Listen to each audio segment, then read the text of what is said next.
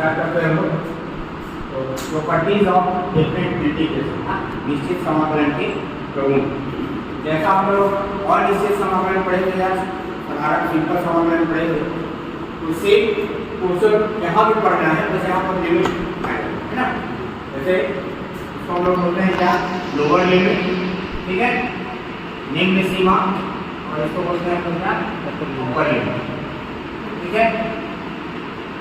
जैसे इंटीग्रेशन हम लोग सिंपल इंटीग्रेशन करते थे तो पूरा फॉर्मूला वही लगेगा, और लास्ट में हम लोग लिमिट लगा देंगे, एक बार upper limit minus lower limit, ठीक है। तो सबसे पहला प्रॉपर्टीज क्या हो जाएगा कि अगर a to b fx dx दिया है तो उसका जो इंटीग्रेशन हो जाएगा fx, और उसमें दोनों लिमिट लगा देंगे, एक बार अपर लिमिट एक बार लोअर लिमिट। याद रखना अपर लिमिट के बाद माइनस लोअर लिमिट, इसके जगह में रखना है x, ठीक है।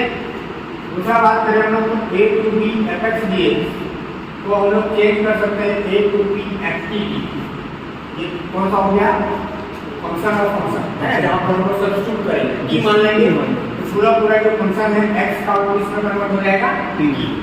अब यहाँ पर जो a और b है तो लिमिट भी चेंज होगा इसके अकॉर्डिंग जो हम लोग सब्स्टिट्यूट किए, ठीक है। तीसरा जो है a to b fx dx है, उसको हम लोग लिमिट को इंटरचेंज कर सकते हैं, है ना।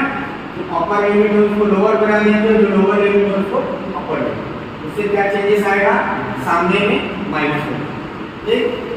अगला है a to b fx dx को हम लोग दो पार्ट में स्प्लिट कर सकते हैं, जैसे a to c fx dx plus c to b fx dx, और c क्या रहेगा, a और b के बीच का कुल वैल्यू रहेगा या वेरिएबल, ठीक है, where c is lying between a and b, ठीक है। अगला है a to b fx dx, तो हम लोग लिख सकते हैं a टू b x के जगह पे रिप्लेस कर देंगे a plus b minus x, मतलब lower limit plus upper limit और माइनस x। दूसरा है 0 टू a fx dx है, 0 टू a और f of a minus x लिख सकते हैं, उसमें कोई चेंजेस नहीं आएगा। नेक्स्ट रूल की बात करें सातवां, तो 0 टू 2a fx dx।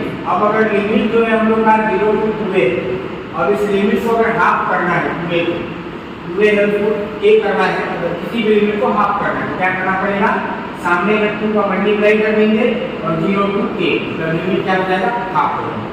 तो यहाँ पर दो कंडीशन मिलेगा हम लोग को, कौन कौन सा, अगर 2a minus x equal to fx है तो उसकी वैल्यू ये होगा, और अगर 2a minus x equal to minus fx आता है तो उसकी डायरेक्ट वैल्यू क्या हो जाएगी, 0, ठीक है।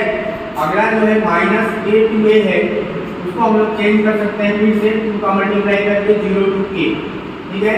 और इस केस में क्या होगा, f ऑफ माइनस x रखने पर क्या आ जाए, f ऑफ x, मतलब हम लोग क्या बोलते हैं, इवन फंक्शन, है ना, इवन फंक्शन। और ये हो जाएगा हम लोग का ऑड फंक्शन, सम फलन और विषम फलन। x रखने पर अगर प्लस fx आ जाए उसको हम लोग क्या बोलेंगे, इवन फंक्शन है, और माइनस x रखने पर माइनस fx के बराबर आएगा, उसको हम लोग क्या बोलेंगे, ऑड फंक्शन या विषम फंक्शन, ठीक है।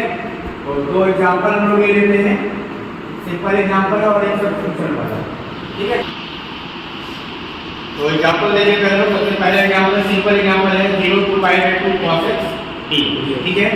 cos x का हम लोग डायरेक्ट फॉर्मूला जानते हैं, इंटीग्रेशन cos x का क्या होता है, sin x होगा, और लिमिट लगा देंगे 0 टू पाई बाय 2। अब क्या, एक बार अपर लिमिट रखना है मतलब पाई बाय 2, और माइनस लोअर लिमिट मतलब sin 0। sin पाई बाय 2 का मान कितना होता है, 1, और sin 0 का मान होता है 0, इसका आंसर आ जाएगा 1, ठीक है। इतना छोटा क्वेश्चन आएगा लेकिन कॉम्पिटिटिव एग्जाम में पूछता है, ठीक है। नाउ नेक्स्ट क्वेश्चन में आ जाते हैं हम क्वेश्चन नंबर 2। इसमें क्या करेंगे, सबसे पहले इक्वेशन नंबर 1 मान लेते हैं। अब क्या होगा, यहाँ पर देखो डायरेक्ट इंटीग्रेशन हम लोग नहीं कर सकते, ठीक है। तो क्या कर लेंगे कि x स्क्वायर को t मान लेते हैं, ठीक है। तो पहले क्या करेंगे हम लोग, लेते हैं let x square equal to t। अब जैसे ही हम लोग t मानेंगे उसका क्या करना है, डिफरेंशिएशन करना है, तो डिफरेंशिएट कर दो, differentiate with respect to x, क्या हो जाएगा 2x और इधर हो जाएगा dt बाई dx। इसको इधर ले आओ, x dx इक्वल टू हो जाएगा dt अपॉन में 2। ठीक है, तो ऐसा आप लोग इसलिए कि क्योंकि हम लोग के पास x है और dx है, तो उस x dx के जगह हम लोग डायरेक्ट लिख सकते हैं dt बाई 2। और लेकिन क्योंकि ये किसका है, डिफरेंट इंटीग्रेशन का है, तो अभी हम लोग का फंक्शन जो था किसका था, x का, कन्वर्ट किसमें करना है, t में, तो लिमिट भी चेंज करना पड़ेगा। ठीक है, लिमिट कैसे चेंज होगा, तो देखो व्हेन x इक्वल टू क्या है 0, देन t इक्वल टू क्या हो जाएगा भाई x स्क्वायर, मतलब 0 का स्क्वायर, क्या मिल जाएगा 0। दूसरा limit when x equal to 1, तो देन t इक्वल टू क्या मिल जाएगा 1 का स्क्वायर मतलब 1। तो लिमिट में कोई चेंजेस नहीं है, ऐसे हो जाएगा। तो हम लोग क्या करते हैं, फ्रॉम इक्वेशन 1 एंड 2 वैल्यू रख देते हैं। i इक्वल टू मिल जाएगा देखो क्या 0 to 1 इक्वल टू जाएगा, और tan इनवर्स t होगा ऐसा, tan इनवर्स t, और नीचे में क्या होगा, मतलब आएगा 1 प्लस, अब यहाँ पर देखो x टू दी पावर 4 है, तो हम लोग लिख सकते हैं x स्क्वायर का होल स्क्वायर लिख सकते हैं। तो x स्क्वायर करके हम लोग क्या मानेंगे t, क्या मिल जाएगा t का स्क्वायर, और x dx के जगह हम लोग लिखेंगे dt अपॉन में। ठीक है, और इसको 2 को बाहर ले लेते हैं, क्या मिल जाएगा 1/2 बाहर, और tan inverse t dt upon में 1 प्लस। अब अभी भी इसका डायरेक्ट इंटीग्रेशन नहीं कर सकते। ठीक है, अब एक इसको मानना पड़ेगा क्या, tan इनवर्स t है ना, let tan inverse t equal to u मान लो, v मान लो, है ना। अब इसका क्या करेंगे, फिर से डिफरेंशिएशन करेंगे, डिफरेंशिएट करेंगे, लेकिन किसके रेस्पेक्ट में, t के रेस्पेक्ट में, है ना। लिखना पड़ेगा differentiate with respect to t के सापेक्ष दोनों पक्षों का अवकलन करने पर। ठीक है, tan इनवर्स का क्या मिल जाएगा 1/1 प्लस t स्क्वायर, और इधर मिल जाएगा du अपॉन में dt। dt को इधर ले आओ, क्या मिल जाएगा हम लोग को dt अपॉन में 1 प्लस t स्क्वायर और इक्वल टू में t, ये मिलेगा। इसको मान लेते हैं हम लोग इक्वेशन नंबर 4। अब जहां जो dt upon 1 plus t square है उसके जगह में डायरेक्ट क्या करेंगे t। ठीक है, देखो अब ये t मान लिए, u मान लिए, अब यहाँ पे हम लोग को क्या करना पड़ेगा, लिमिट को चेंज करना पड़ेगा ना, ध्यान देना 0 to 1 जो लिमिट था वो किसके लिए था, अभी t के लिए था, लेकिन अब हम लोग फंक्शन इसमें कन्वर्ट कर दे रहे हैं u में, फिर से लिमिट चेंज होगा। और लिमिट कैसे चेंज होगा, तो when t equal to 0, then u equal to क्या मिल जाएगा भाई, यहाँ से u की वैल्यू क्या मिलेगा tan इनवर्स t, ऐसा ही होगा। तो u equal to tan inverse 0, tan में 0 किसका मान होता है, tan इनवर्स tan 0।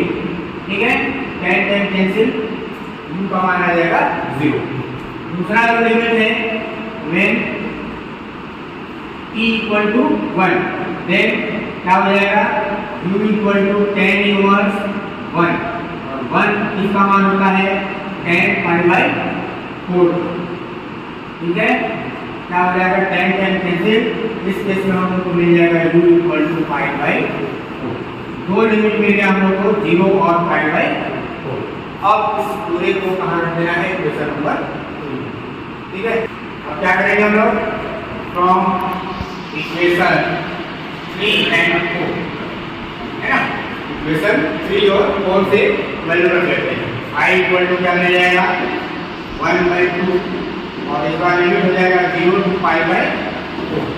ठीक है, tan इनवर्स t को क्या मान लिए हैं u, तो u और dt बटा 1 प्लस t स्क्वायर का जगह में आ जाएगा dt, तो d, और u का इंटीग्रेशन क्या होगा, और हो जाएगा u के पावर 1 प्लस 1 अपॉन में 1 प्लस 1, यही आएगा स्टैंडर्ड जो फॉर्मूला होता है x into dx ny क्या हो जाता है n plus 1 अपॉन में n plus 1, ठीक है। मान रख लेते हैं क्या मिल जाएगा 1/2 क्या हो जाएगा u स्क्वायर अपॉन में 2 और 0 4, ठीक है। अब क्या करेंगे इसमें, एक बार अपर लिमिट एक बार लोअर लिमिट, क्या मिल जाएगा 1/2 u के जगह में 5/4 का स्क्वायर अपॉन में 2 माइनस 0 बटे 2, सॉल्व कर लो क्या मिल जाएगा 1/2 पाई स्क्वायर बाई 16 और इंटू में आएगा, पूरे को जब सॉल्व कर दोगे तो पाई स्क्वायर बाई 64, ये हो जाएगा इसका फाइनल, ठीक है। इम्पोर्टेंट क्वेश्चन रास्ते में आया, ठीक है। नेक्स्ट क्वेश्चन में आ जाते हैं हम लोग। अब इस टाइप वाला क्वेश्चन ना ज्यादातर आता है, उसमें हम लोग जो है प्रॉपर्टी का यूज करेंगे, ठीक है। इसके 2-3 क्वेश्चन, जैसे देखो इसमें ऊपर में अंडर रूट साइन एक्स है, नीचे में साइन एक्स और cos x है। इसी का एक दूसरा क्वेश्चन है जिसमें ऊपर में अंडर रूट cos x है और नीचे में sin x है, ठीक है। और क्वेश्चन कैसा हो सकता है कि इसमें अंडर रूट ना रहे, सिर्फ sin x plus sin x upon में sin x plus cos x या cos x अपॉन में sin x plus cos x है, या एक क्वेश्चन ये भी आता है tan वाला, है ना, 0 to π/2 अच्छा 1/1 प्लस tan x दिए। इसमें क्या करेंगे हम लोग कि tan x को sin अपॉन cos में कन्वर्ट कर देंगे, एलसीएम ले लोगे cos, तो यहाँ पर आ जाएगा cos प्लस sin आ जाएगा, तो वही क्वेश्चन हो जाएगा sin x plus cos x। अगर अंडर रूट भी रहता तो भी वही बात होता है। तो सबसे पहले हम इस क्वेश्चन को देखें, ठीक है। सबसे पहले इसको मान लेंगे इक्वेशन नंबर 1, और उसके बाद क्या करना है हम लोग को कि जो प्रॉपर्टी जानते हैं क्या 0 to a fx dx, इसको हम लोग लिख सकते हैं 0 to a f of a minus x d, ठीक है। प्रॉपर्टी जानते हैं, उस प्रॉपर्टी के अकॉर्डिंग क्या हो जाएगा ये I इक्वल टू 0 to π/2 और अंडर रूट साइन x को रिप्लेस करना है किससे a माइनस x, ये कितना है हम लोग का π/2, क्या मिल जाएगा साइन π/2 माइनस x, नीचे में भी under root sine π/2 minus x plus cos π/2 minus x और dx। अब देखो क्या मिल जाएगा 0 to π/2 साइन π/2 माइनस थीटा, क्या हो जाएगा cos थीटा, क्या मिल जाएगा हमको डायरेक्ट cos x, नीचे में भी वैसे ही अंडर रूट cos x और cos π/2 माइनस थीटा यानी कि sin, तो हो जाएगा sin x होगा। ये हो गया इक्वेशन नंबर 2। अब 1 और 2 को क्या कर लेना है ऐड कर लेना, ठीक है। लिखेंगे एडिंग 1 and 2, समीकरण 1 और 2 को जोड़ने पर तो लेफ्ट साइड में आ जाएगा 2i, आ जाएगा i और i जुड़ेगा तो लेफ्ट साइड में क्या आ जाएगा 2i, और इधर राइट साइड की बात करें तो दोनों में इंटीग्रेशन 0 to π/2 कॉमन है, तो उसको क्या कर लेते हैं कॉमन ले लेते हैं। और दूसरा चीज dx भी कॉमन है और नीचे वाला जो टर्म है वो भी दोनों में कॉमन है कॉमन, तो उसको ले लेते हैं सब अंडर रूट साइन एक्स और plus under root cos x. अब ऊपर का साइन एक्स और नीचे का कॉस एक्स दोनों क्या हो जाएंगे ऐड हो जाएंगे, ऊपर में मिलेगा हम लोग को अंडर रूट साइन एक्स और अंडर रूट कॉस एक्स। अब दोनों क्या हो गए कैंसिल, क्या बचा 0 to π/2 1 into d, और 1 का इंटीग्रेशन क्या होता है x होगा, एक बार अपर लिमिट मतलब π/2 माइनस 0। हम लोग को क्या चाहिए i की वैल्यू चाहिए, तो उधर ले जाओ i इक्वल टू π/4, यही हम लोग प्रूव करना है, ठीक है। इस टाइप के जितने भी क्वेश्चन है ना ये वाले उसमें ऐसा करना है। उसके मैक्सिमम के आंसर यही आता है 5/4 ही आता है यहाँ। ठीक है, अब इसके बाद एक क्वेश्चन आया है, ठीक है, प्लेन नंबर 24 में ही 1 to 2x into log x dx। ठीक है, अब यहाँ पर ये जो क्वेश्चन है किसका है, इंटीग्रेटिंग बाय पार्ट्स।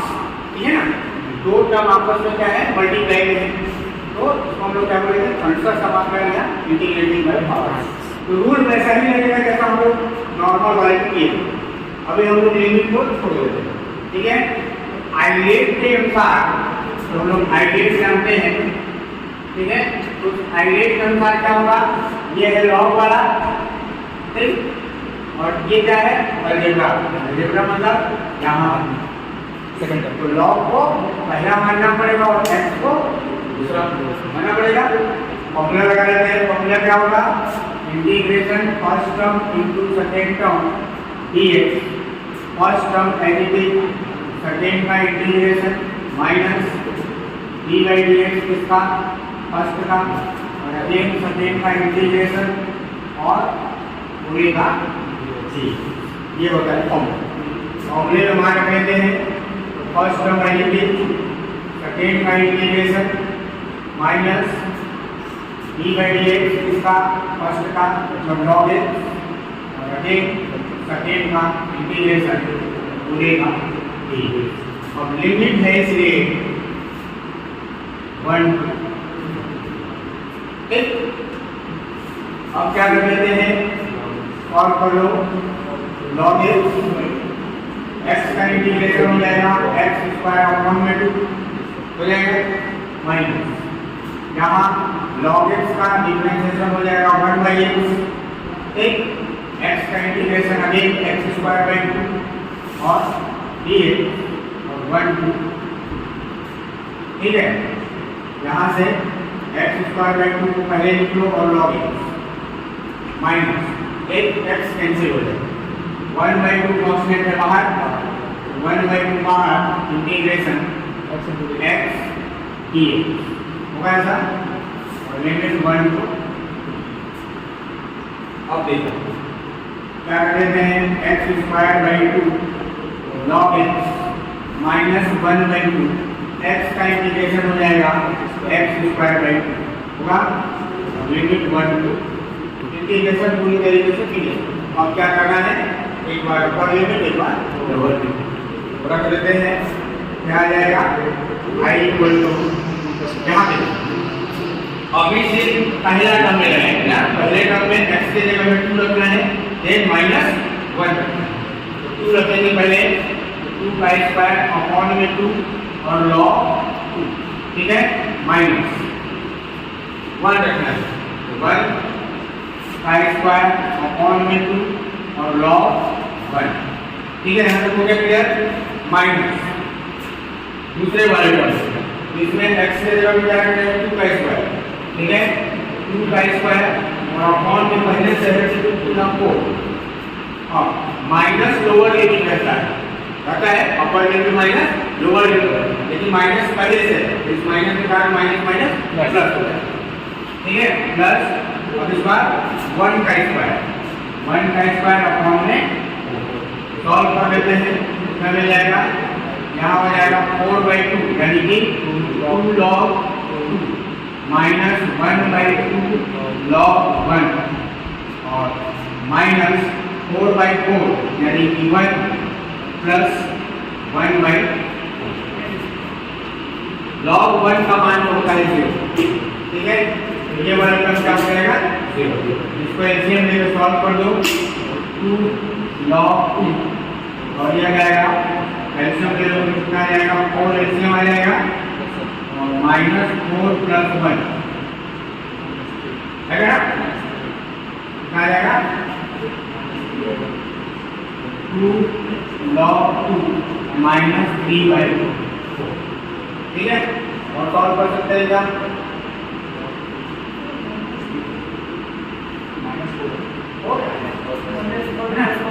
ये हो गया,